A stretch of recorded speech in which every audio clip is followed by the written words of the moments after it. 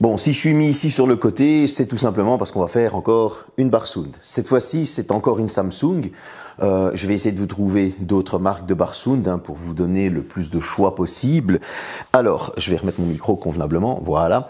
Cette Samsung, je l'ai payée pas cher. En fait, elle est affichée sur le site Belgique à 419 €. Moi, je l'ai payée 2,88 €. Donc, franchement, c'est un très bon prix. Et vous allez voir que c'est une bar sound haut de gamme de l'année passée, mais qui fait très bien le travail cette année. C'est parti.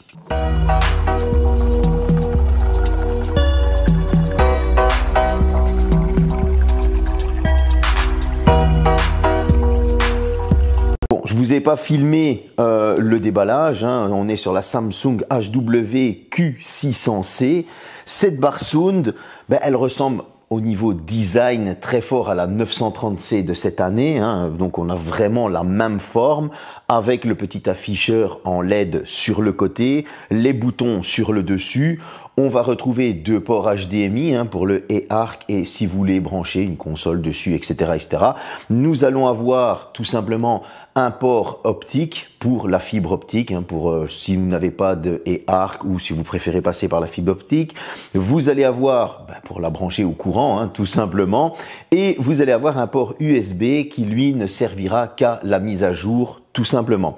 À côté de ça, nous avons le caisson de basse qui lui est connecté en Bluetooth à la barre et ce caisson lui est tout simplement raccordé au courant. Voilà, tout se fait via la barre. Au niveau design, on est sur quelque chose d'hyper simple, d'hyper épuré, c'est super propre. Ça passe assez bien, vous pouvez l'accrocher au mur, les fixations sont fournies avec. Bref, vous l'avez compris, on est sur un déballage complet, on est sur un design simple, mais on va voir qu'est-ce que ça vaut au niveau des specs. Et au niveau des specs, on est sur du son 3.1.2 avec du Dolby Atmos Surround. Vous allez avoir le Q Symphony, dont je vous ai déjà expliqué, on en reparlera après. C'est juste pour l'harmonie entre la télévision et la bar sound pour que les deux travaillent ensemble. Donc vous allez avoir le son de la télé plus le son de la bar sound et tout travaille ensemble. Vous allez avoir l'adaptative sound. Ça veut dire qu'en fonction de ce que vous allez regarder, lorsque les personnes parlent à l'écran, le son va gérer pour que vous entendiez mieux les paroles. Vous allez avoir l'acoustic beam. L'acoustic beam, c'est quoi? C'est un son qui part vers le haut pour vous englober lorsque vous êtes dans votre divan, en face de la télévision, etc. En plus d'avoir le son qui tourne, un peu comme avec le Dolby Atmos Surround. Vous allez avoir du Bluetooth, c'est compatible bien évidemment avec tous les formats actuels, AAC, MP3, etc., etc. Vous allez avoir le Tap Sound. Alors le Tap Sound, c'est quoi? Il suffit d'approcher son téléphone Samsung, bien évidemment. Vous allez tapoter, vous allez le poser tout simplement avec la NFC sur la bar sound et ça va transférer la musique qu'il y a sur votre smartphone si vous n'avez pas envie de regarder la télévision et juste écouter du bon son. Vous l'avez compris, c'est assez complet. Maintenant, bien évidemment, il y a tout ce qu'on appelle le gaming mode, etc., etc., pour vous donner différents modes lorsque vous allez écouter tout simplement, jouer par exemple pour avoir le meilleur son possible en jeu. Vous allez avoir un son cinéma, etc. Donc ça, c'est à vous de le régler forcément en fonction de vos préférences. Mais vous l'avez compris, c'est une bar sound qui est assez complète. Maintenant, on va passer un petit peu à l'explicatif de quelqu'un qui m'a posé cette question. Ouais, mais si je branche en HDMI et ARC, je perds un HDMI. Alors, il faut savoir que sur les bar sound, je l'explique pour celle-ci. Lorsque tu branches l'HDMI eARC, que tu viens sur ton eARC à la télévision, sur ta bar sound, tu as aussi un out, un HDMI out. Ça veut dire que tu ne perds pas ton HDMI. Tu peux repartir de cet HDMI-là pour avoir tout simplement la 4K via ce modèle-là. Tu auras aussi de l'HDR10 parce qu'elle est compatible HDR10. Donc bref, tu ne vas pas perdre en qualité et tu ne vas pas perdre un HDMI. Ça, je trouve que c'est important de le signaler. Alors, je vais vous parler de la télécommande. C'est une petite minute où on parle de la télécommande. Elle est toute simple, la voici. J'aurais aimé, par exemple, avoir une télécommande plus comme ceci, qui se recharge à la lumière et donc, du coup, ça nous aurait évité de mettre les piles et pour la nature, etc. Cette télécommande, en fait, elle est plus utile si vous n'avez pas de SmartThing, par exemple, si vous n'avez pas de télévision Samsung, par exemple. Pourquoi? Parce que c'est à partir de là que vous allez lever le son. Une fois que vous avez une télévision Samsung et que vous avez paramétré le Q Symphony, ben là, il n'y a plus grand-chose à faire. Si vous voulez rentrer dans les paramètres, vous pouvez le faire via votre smartphone, via SmartThings, mais aussi, vous allez tout pouvoir faire avec la télécommande de la télévision. Fini d'avoir 50 télécommandes autour de soi. En gros, ben, cette télécommande, si vous avez que du Samsung, vous pouvez la laisser dans la boîte pour les jours à venir. Ça fera ça d'épargner dans le ménage quand il faut ranger la maison. Vous l'avez compris, Samsung est en train de nous faire un écosystème au niveau de la télévision, hein. Ça fait plusieurs années qu'il le peaufine et là on est en train de faire quelque chose de franchement pas mal du tout. Parlons un petit peu maintenant de la consommation. Bon, lorsque vous avez le haut-parleur qui va vous donner les basses, lorsque vous avez la bar sound, hein, dedans il y a quand même 9 haut-parleurs, c'est-à-dire qu'en tout vous en avez 10. Lorsque c'est en veille, ça consomme combien? Ça a été mesuré à moins de 0,5 watts pour chacun, donc c'est-à-dire la bar sound et le caisson de basse tout simplement. Donc on va dire que ça fait un peu moins d'1 watt pour les deux.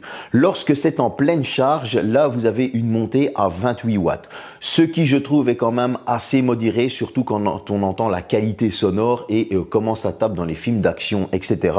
Franchement, c'est assez, on va dire, géré, c'est assez bien géré. Il y en a peut-être qui vont consommer moins, mais en tout cas pour la qualité, je trouve, et aussi le fait que ça fonctionne en harmonie avec la télévision, moi personnellement, je trouve que c'est franchement très correct. Pourquoi je vous présente cette bar sound? Ben, tout simplement parce que je vous en ai présenté une, on va dire, de luxe.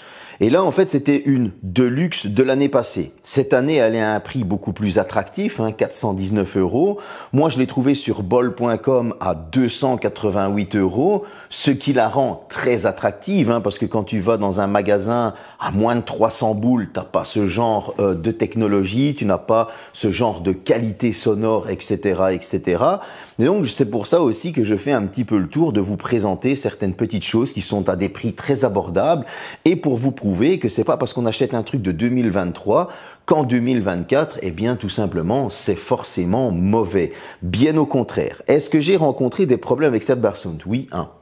Je vais pas vous mentir. Alors, c'est un truc de dingue, c'est parce que j'en ai référé à Samsung et j'ai envoyé ce petit défaut, hein, peut-être qu'ils vont le corriger avec un petit correctif au futur.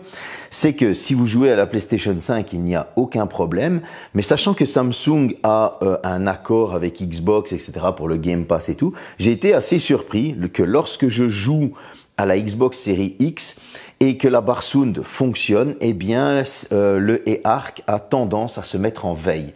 Oui, c'est un petit bug, ça n'apparaît pas avec lorsqu'elle est branchée en optique, ça n'apparaît pas lorsqu'elle est en Bluetooth, mais par contre, une fois qu'elle est en eARC, eh bien là, en fait, on profite moins du Q-Symphony pour la simple et bonne raison que de temps en temps, elle se met en veille comme si elle ne détectait pas quelque chose.